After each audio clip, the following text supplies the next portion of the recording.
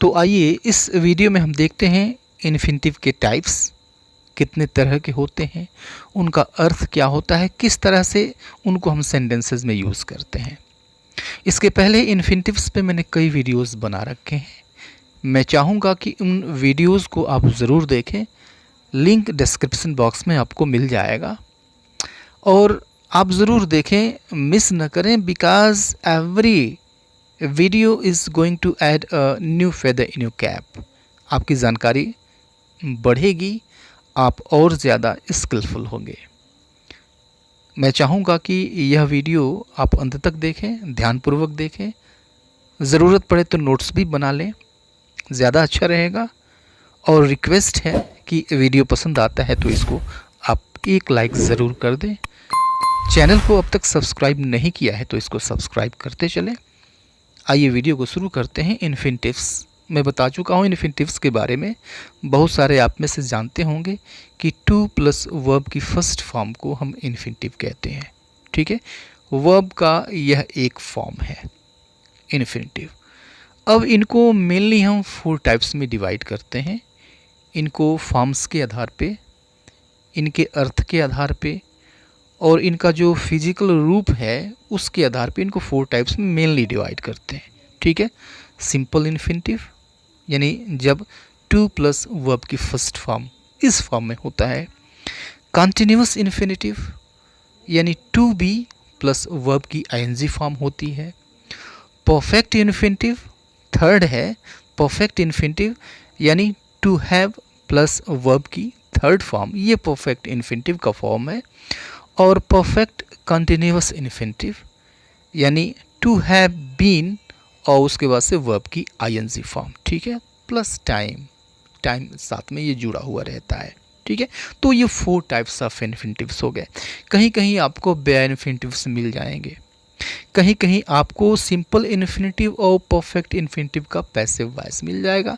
लेकिन हम चर्चा करेंगे यहाँ पे मेन टाइप्स ऑफ इन्फिनिटिव्स की जो हम मेनली यूज़ करते हैं। इन चारों की चर्चा करेंगे। तो पहला लेते हैं हम सिंपल इन्फिनिटिव। ठीक है, यानी जब हम टू और वर्ब की फर्स्ट फॉर्म एक साथ यूज़ करते हैं। राइट, अब जब हम टू और वर्ब की फर्स्ट फॉर्म एक साथ यूज़ करते हैं तो यह हिंदी में एक ऐसी क्रिया का अर्थ देता है जो नाने नी से समाप्त होती है। ठीक है, और ऐसा वाक्य में भी आता है ये, जैसे टू डू। अब टू डू का अर्थ निकलेगा आपका करना। ठीक है, टू रिमेंबर इसका अर्थ निकलेगा याद करना। टू सेव इसका अर्थ निकलेगा बचाना। टू वॉक इसका अर्थ निकलेगा टहलना। ठीक है, तो आप देखेंगे कि जो इन्फिनिटिव्स होते हैं इनमें नाउन का फोर्स होता है, ये नाउन की तरह से काम कर सकते हैं। जैसे ये सिंपल इन्फिनिटिव्स को देखिए, to walk in the morning is a good exercise. To walk in the morning is a good exercise यानी सुबह में व्यायाम करना, सुबह में टहलना एक अच्छा व्यायाम है। ठीक है, तो अब देखिए हम जिस चीज़ के बारे में सेंटेंस में बताते हैं, जानकारी देते हैं, वह चीज़ सब्जेक्ट होती है। तो हम इसमें किस चीज़ के बारे में बता रहे हैं? जाहिर सी बात है हम टहलने के बारे में बता रहे हैं। ठीक है, और यह सब्जेक्ट की जगह पे आया भी हुआ है। तो टू वॉक इन्फिनिटिव फॉर्म है, टू और वर्ब की फर्स्ट फॉर्म इन्फिनिटिव फॉर्म में है। अब इसका अर्थ क्या निकला? टहलना। टू वॉक मीन्स टहलना, ऐसी क्रिया जो नाने नी से समाप्त होती है। ओके, अब इस तरह से जब सब्जेक्ट का काम इन्फिनिटिव करता है तो उसको हम इट के यूज़ से भी वैसे सेंटेंसेस को ट्रांसलेट करते हैं या फिर बोल सकते हैं। तो इट के यूज़ से भी हम बोल सकते हैं इट को सब्जेक्ट बनाकर। कैसे? It is a good exercise to walk in the morning. इसको हम ऐसे भी कह सकते हैं, it is a good exercise to walk in the morning. ठीक है, आप एक और एग्जाम्पल लीजिए, to remember everybody's name is impossible. To remember everybody's name is impossible यानी हर किसी के नाम को याद रखना असंभव है। ठीक है, तो अब सब्जेक्ट निकालिए, इसका किस चीज़ के बारे में बताया गया? क्या चीज़ असंभव है भाई? तो याद रखना यानी टू रिमेंबर इन्फिनिटिव के फॉर्म में है और यह ना से ख़त्म हो रहा है। याद रखना, याद करना। ठीक है, तो नाने नी से समाप्त हो रहा है, सब्जेक्ट की तरह से काम कर रहा है। अब देखिए, चूंकि सब्जेक्ट के रूप में इन्फिनिटिव काम कर रहा है तो ऐसे सेंटेंसेस को हम इट से भी ट्रांसलेट कर सकते हैं या भी लिख सकते हैं। कैसे लिखेंगे इसको? It is impossible to remember everybody's name. It is impossible to remember everybody's name. तो इसका भी मतलब वही हुआ कि हर किसी के नाम को याद रखना असंभव है। ठीक है, तो यहाँ पर हमने देखा सिंपल इन्फिनिटिव का यूज़ एक सब्जेक्ट के रूप में। हम इसको एक ऑब्जेक्ट के रूप में भी यूज़ कर सकते हैं क्योंकि यह नाउन का काम कर सकता है, तो फिर यह ऑब्जेक्ट का भी काम करेगा। कैसे करेगा? देखिए, I want to pluck my own hair. I want to pluck my own hair. ठीक है, तो बहुत परेशान हो गया मैं उससे। ठीक है, मन यही कर रहा था कि मैं अपने सिर के बाल खुद नोच लूँ। Right, I want to pluck my own hair, यानी मैं अपने सिर के बाल नोचना चाहता हूँ। ठीक है, तो आई वॉन्ट यानी मैं चाहता हूँ, और क्या चाहता हूँ भाई? टू प्लक यानी नोचना चाहता हूँ। ओके, ऑब्जेक्ट के रूप में आया, और यह भी एक ऐसी क्रिया है जो ना से ख़त्म हो रही है। ओके, इस सेंटेंस को देखिए, she want to learn English, यानी वह अंग्रेजी सीखना चाहती है। ठीक है, तो she want to learn English, वह अंग्रेजी सीखना चाहती है। अब इस पर यहाँ पे जो इन्फिनिटिव है टू लर्न क्या अर्थ दे रहा है? सीखना। ना से यह भी ख़त्म हो रहा है। तो हम देख रहे हैं कि जब भी आप इन्फिनिटिव का यूज़ करेंगे, तो सिंपल इन्फिनिटिव का यूज़ करेंगे तो ये ऐसा एक अर्थ देगा जो नाने नी से ख़त्म होगा। ठीक है, ये तो चीज़ कन्फर्म है। राइट, अब जब इस इन्फिनिटिव का नेगेटिव बनाना हो, ठीक है, तो हम इसके ठीक पहले नॉट का यूज़ कर देते हैं। ठीक है, नेगेटिव, अगर इन्फिनिटिव का नेगेटिव बनाना है तो इन्फिनिटिव आप जानते हैं कि यह एक वर्ब ही है, वर्ब का फॉर्म ही है, तो वर्ब भी नेगेटिव होते हैं। नेगेटिव हम बनाते हैं नॉट का यूज़ करके। तो इसको भी हम नेगेटिव बना सकते हैं। कैसे? इसके ठीक पहले आप नॉट यूज़ कर दीजिए। जैसे देखिए, not to take a timely decision was a big mistake. Not to take a timely decision was a big mistake. अब इसका अर्थ क्या निकला? Not to take a timely decision यानी समय पर निर्णय न लेना। वाज अ बिग मिस्टेक, एक बड़ा मिस्टेक था, एक बड़ी गलती थी। ठीक है, तो not to take a timely decision, समय पर निर्णय न लेना, समय पर फैसला न करना। नेगेटिव है। कैसे देखा आपने किस तरह से नेगेटिव के रूप में ये यूज़ हुआ है, नॉट टू टेक। एक और सेंटेंस लीजिए नेगेटिव का, he was punished for not to come on time.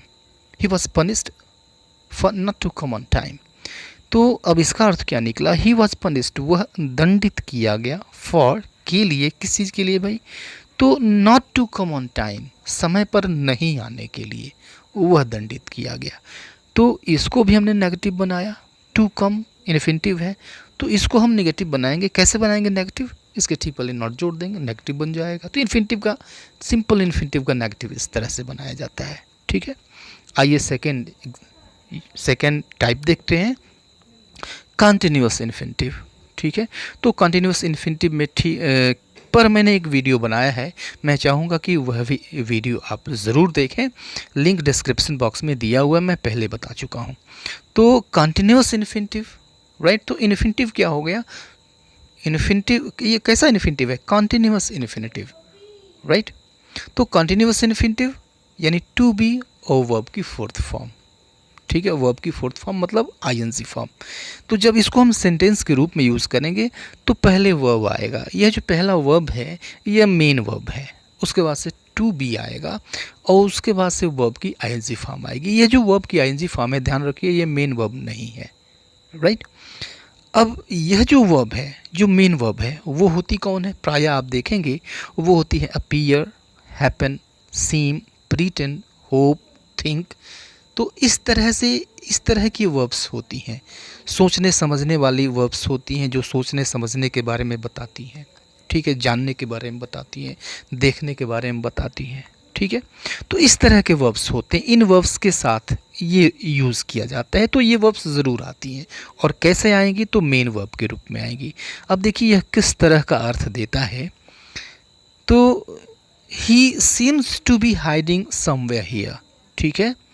तो he seems to be hiding somewhere here, यहाँ पर देखिए ही सीम्स यानी वह प्रतीत होता है, to be hiding somewhere here यानी यहीं कहीं पर छुपा हुआ, ठीक है। यानी वह छुपा हुआ है, उसी कंडीशन में है, यह छुपने की क्रिया अभी चल रही है, जारी है, कंटिन्यू है, इसीलिए इसको हम कंटिन्यूअस कहते हैं। He seem to be hiding somewhere here, वह यहीं कहीं छुपा हुआ प्रतीत होता है, ठीक है, राइट। अब इसका मतलब ये हुआ, तो इसको हम ऐसे भी लिख सकते हैं, इसका मतलब ये निकलता है कि it seems that he is hiding somewhere here, it seems that he is hiding somewhere here, इसको ऐसे भी लिख सकते हैं, यही इसका मतलब है। अब इस सेंटेंस को देखिए, Radha is thought to be living in this city, Radha is thought to be living in this city. तो अब इसका मतलब क्या निकला कि राधा इज़ थॉट यानी ऐसा सोचा जाता है, to be living in the city यानी राधा के बारे में सोचा जाता है, राधा को सोचा जाता है कि वह इसी शहर में रहती है, ठीक है, राइट। तो टू बी लिविंग यानी काम जो है यानी लिविंग का, यह कंटिन्यू है, राइट। और ऐसा सोचा जाता है, समझा जाता है, माना जाता है, ठीक है, उम्मीद की जाती है, एक्सपेक्ट की जाती है, ठीक है। तो इसको हम ऐसे भी लिख सकते हैं, it is thought that Radha is living in this city, इसको ऐसे भी कह सकते हैं, इसका मतलब यही है। अब एक और सेंटेंस लीजिए, she appears to be working very hard for the exam, she appears to be working very hard for exam. तो शी अपीयर्स यानी ऐसा प्रतीत होता है कि वह to be working very hard बहुत कठोर परिश्रम करता हुआ एग्ज़ाम के लिए वह प्रतीत होती है, या फिर ऐसा प्रतीत होता है कि वह एग्ज़ाम के लिए बहुत कठिन परिश्रम कर रही है, राइट। अब इंग्लिश में क्या इसका मतलब निकला? इंग्लिश में इसका मतलब निकला कि it appears that she is working very hard for the exam, इसका मतलब ये निकला। तो दोनों में किसी तरह से यूज़ कर सकते हैं आप, दोनों का मतलब एक ही है। Now let us move towards the third one, third type of infinitive, that is perfect infinitive, ठीक है। तो परफेक्ट का अर्थ होता है कंप्लीट, पीछे आपने देखा कंटिन्यूअस इन्फिनिटिव यानी काम जारी, परफेक्ट इन्फिनिटिव मतलब काम जो है वह कंप्लीट है, पूर्ण है, ख़त्म है, पूरा कर दिया गया है, ठीक है। अब इसमें वर्ब आएगा, मेन वर्ब, जब सेंटेंस में ये आएगा तो मेन वर्ब आएगा, फिर टू हैव आएगा और फिर से वर्ब की थर्ड फॉर्म आएगी, ठीक है। तो यह जो वर्ब है जो टू हैव के पहले आ रहा है, ये मेन वर्ब का काम करेगा। और यहाँ पे प्रायः क्या आता है, प्रायः पीछे जो वर्ब्स आए थे वो वही वर्ब आते हैं, appear, seem, hope, think, refuse, admit, consider, feel, यानी सब सोचने समझने से संबंधित, जानने से संबंधित ये सारे वर्ब्स हैं। तो ये वर्ब्स आते हैं, ठीक है। जैसे देखिए, he is thought to have killed his brother, he is thought to have killed his brother. तो अब देखिए इसका मतलब हुआ ही इज़ थॉट यानी ऐसा सोचा जाता है, ऐसा समझा जाता है, to have killed his brother कि उसने अपने भाई की हत्या की है। तो भाई की हत्या की है यानी हत्या हो चुकी है, यह काम कंप्लीट है, इसीलिए इसको हम कहते हैं परफेक्ट इन्फिनिटिव। परफेक्ट का अर्थ होता है complete. He is thought to have killed his brother, ठीक है। तो इसका मतलब ये हुआ, it is thought that he had killed his brother, right. इसका मतलब ये हुआ कि ऐसा समझा जाता है कि उसने अपने भाई की हत्या की है, राइट। दोनों का मतलब एक ही है। इस सेंटेंस को देखिए, he seems not to have smoked ever, he seems not to have smoked ever यानी ऐसा प्रतीत होता है कि उसने कभी धूम्रपान नहीं किया है, ठीक है।